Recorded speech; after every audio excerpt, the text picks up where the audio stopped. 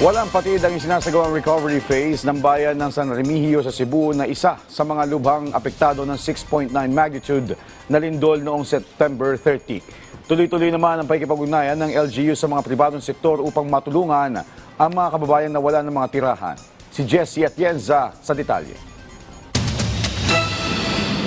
Nagsama-sama sa gymnasium ng bayan ng San Remigio ang nasa 225 na mga pamilya. Ito'y para personal na matanggap at maproseso ang recovery assistance na handog ng isang foundation na siyang kaagapay ng lokal na pamahalaan sa pagsasaayos ng mga bahay ng mga apektadong residente matapos ang pagtama ng malakas na lindol.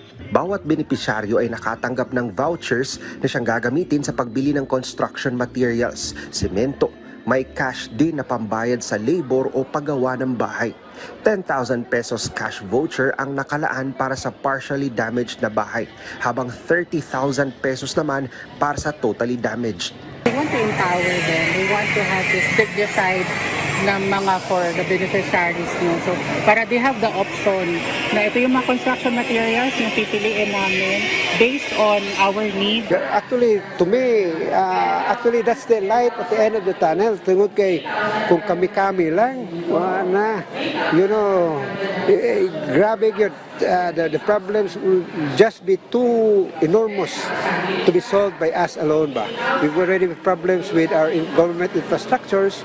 Kunya, ay ato mga katawhan pag yun. Ayon sa LGU ng San Remigio, humigit kumulang 100 na mga sinkholes na ang nadiskubre sa kanilang bayan. Kaya naman sinisikap na rin nila ang makahanap ng lugar bilang permanenteng relocation site sa nasa 250 na pamilyang nakatira sa mga no-build zone para sa kanilang kaligtasan. Nagplano na yun, may namong palit yun may yuta. Tanaw na ako, kinuuban na naasuban mga sud ng barangays, di isa na sila gusto na layo sa ilang panginabuhian ba. So, most probably, makapalit yung mga yuta sa kabarangayan na kabalhinan nila. Malaking bagay para sa mga kababayan sa bayan ng San Remigio ang makapagpatayo uli ng kanilang mga bahay, lalo't nalalapit na rin ang Kapaskuhan. Mula sa PTV Cebu, Jessie Atienza para sa Pambansang TV sa Bagong Pilipinas.